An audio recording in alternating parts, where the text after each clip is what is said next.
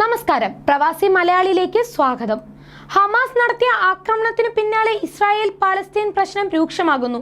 ഇസ്രായേലിന്റെ പ്രധാന നഗരങ്ങളിൽ കയറി ഹമാസ് നേരിട്ട ആക്രമണങ്ങൾ തുടങ്ങിയതോടെയാണ് സ്ഥിതിഗതികൾ വഷളായത്.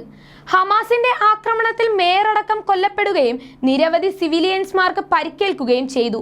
ഹമാസ് വിക്ഷേപിച്ച ആയിരക്കണക്കിന് റോക്കറ്റുകൾ രാജ്യത്തേക്ക് പതിച്ചതോടെ ഇസ്രായേൽ യുദ്ധാവസ്ഥ പ്രഖ്യാപിച്ചു.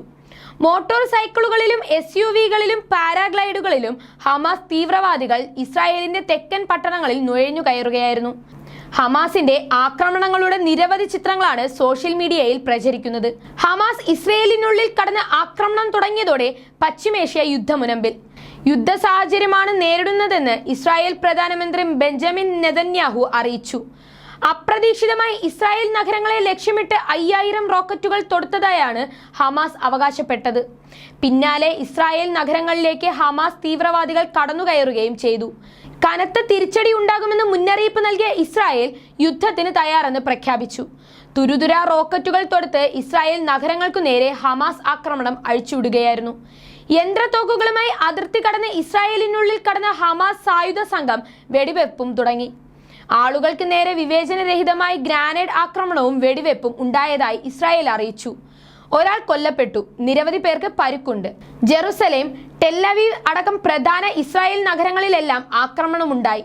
ഹമാസിന്റെ അപ്രതീക്ഷിത ആക്രമണത്തിന് പിന്നാലെ ഇസ്രായേൽ അടിയന്തര ഉന്നതതല യോഗം ചേർന്നു.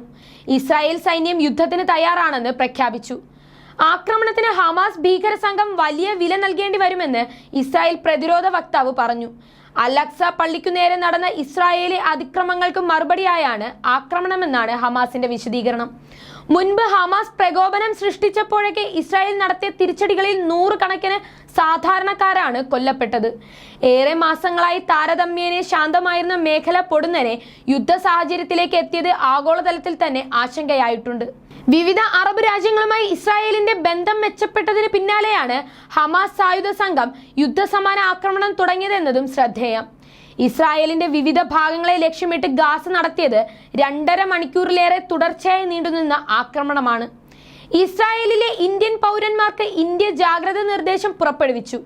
പ്രാദേശിക ഭരണകൂടങ്ങളുടെ സുരക്ഷാ നിർദ്ദേശങ്ങൾ പാലിക്കണമെന്നും ശ്രദ്ധയോടെ ഇരിക്കണമെന്നും നിർദ്ദേശങ്ങളിൽ പറയുന്നു. അത്യാവശ്യമില്ലാതെ പുറത്തിറങ്ങരുതെന്നും സുരക്ഷാ കേന്ദ്രങ്ങളിൽ തുടരണമെന്നും നിർദ്ദേശിച്ചിട്ടുണ്ട്. അത്യാവശ്യ സാഹചര്യങ്ങളിൽ ബന്ധപ്പെടാനുള്ള ഫോൺ നമ്പറും നൽകിയിട്ടുണ്ട്. മലയാളി യുവതി മിസൈൽ ആക്രമണത്തിൽ നിന്ന് തലനാരിഴയ്ക്ക് രക്ഷപ്പെട്ട ദൃശ്യങ്ങളും പുറത്തു വന്നിട്ടുണ്ട്.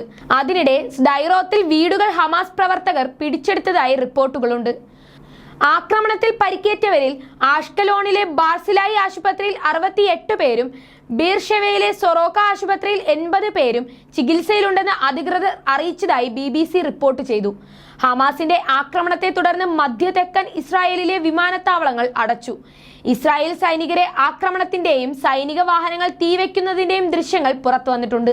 സൈനികരെ ബന്ദികളാക്കി പാലസ്തീൻ ഭൂപ്രദേശത്തേക്ക് കൊണ്ടുപോകുന്നതിന്റെ ദൃശ്യങ്ങളും നേരത്തെ പുറത്തു വന്നിരുന്നു. 10 വർഷത്തിനിടെ ഇസ്രായേലിനുമേൽ ഉണ്ടാകുന്ന ഏറ്റവും വലിയ ആക്രമണമെന്നാണ് അവിടെയുള്ള മലയാളികൾ പറഞ്ഞത്. നിരവധി മരണങ്ങൾ ഉണ്ടായിട്ടുണ്ടെന്നും ആക്രമണം തുടർന്നുകൊണ്ടിരിക്കുകയാണെന്നും അവർ പറയുന്നു. മരണത്തിന് കാരണം റോക്കറ്റ് ആക്രമണങ്ങളല്ലെന്നും നുഴഞ്ഞുകയറിയവരുടെ ആക്രമണമാണെന്നും അവർ അറിയിച്ചു.